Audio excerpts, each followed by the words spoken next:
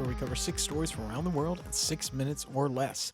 With that said, start your timer. We begin today in South America, where a suspected murderer has been put under arrest in Colombia, who may have been involved in the capture of and killing of 13 mine workers in Peru. From our friends over at the BBC, quote, Miguel Antonio Rodriguez Diaz, whose alias is Cuchulo Knife, was arrested in the city of Medellin in a joint operation between two countries and Interpol, according to Peru's Interior Ministry and Colombian police. He is accused of organized crime, aggravated kidnapping, and aggravated homicide, it added. A video posted by authorities showed him being detained by armed police in a busy downtown area of Medellin. End quote. Next, we go across the Atlantic to Africa, where Tundu Lissu stands trial in Tanzania. From Reuters, quote, on Monday, he entered the court with his fists raised in the air as supporters chanted, no reforms, no election, according to a video of the courtroom shared by his Chadema party on X. Quote, we will be fine. You should not fear, Lissu said, as he took his place in the dock, waving victory signs. Lissu, who was shot 16 times in 2017 in an attack and came second in the last presidential poll, was charged with treason last month over his what prosecutors said has been a speech affair calling for the public to rebel and disrupt elections due in October. Lissu's lawyer, Mr. Nasrullah, told reporters. A series of high-profile arrests has highlighted the rights record of President Hassan, who plans to seek re-election. Hassan says her government is committed to respecting human rights. End quote. Next, we come back to the Western Hemisphere, where a Mexican ship accident has led to the death of 2 sailors.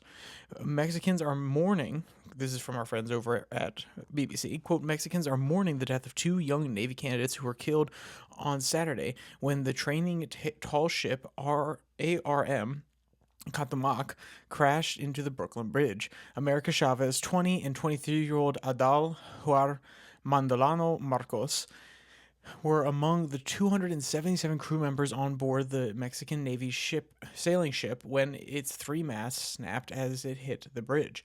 According to Mexican media, Sanchez was one of the candidates who was standing on the top of the rigging at the time of the accident. 22 other crew members were injured, 3 of them critically, the Mexico Navy says. End quote. Next, we head to Asia, where the Japanese foreign minister is being lambasted for saying, quote, he hasn't had to buy rice, end quote.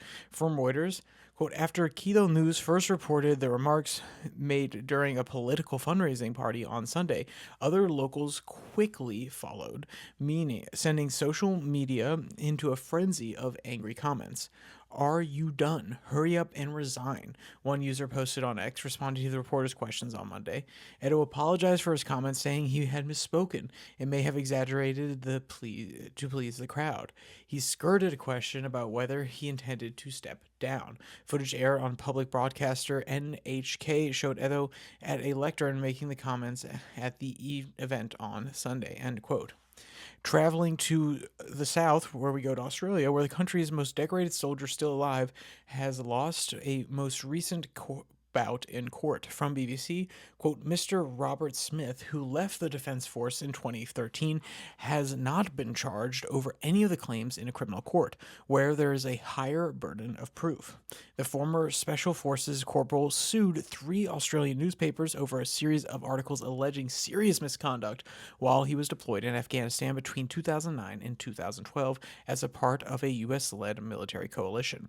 The civil trial was the first time in history any court had assessed claims of war crimes by Australian forces. A panel of 3 federal judges on Friday unanimously upheld the original judgment, though Mr. Robert Smith had said he will appeal the decision to the High Court of Australia immediately, end quote. And finally, we go to Europe, where Keir Starmer has ironed out a deal with the EU. Quote from Reuters, Britain said the reset with its biggest trading partner would reduce red tape for agricultural products, making food cheaper, improve energy security, and by 2040 add nearly £9 billion, or $12.1 billion, to the economy, which is about 2.6 trillion pounds in size. It's the third deal Britain has struck this month after agreements with India and the US, and while it is unlikely to lead to immediate economic boost, it could lift business confidence, drawing much needed investment, end quote. And of course, if you want to read any of today's articles, you can find all of them in the link in the description below that like and subscribe button. Also down there you can find the podcast on Spotify, Pocket Cast, Podvine, as well as the Twitter handle at Your Daily Flip, where I post the links to both these episodes on Tuesday and Thursday, the international news 6 and 6, but also the main podcast covering more U.S. politics that comes out on Monday, Wednesday, and Friday. All of them come out at noon, so check back then. With all that said, there's only one more thing to say. Stay safe, don't die.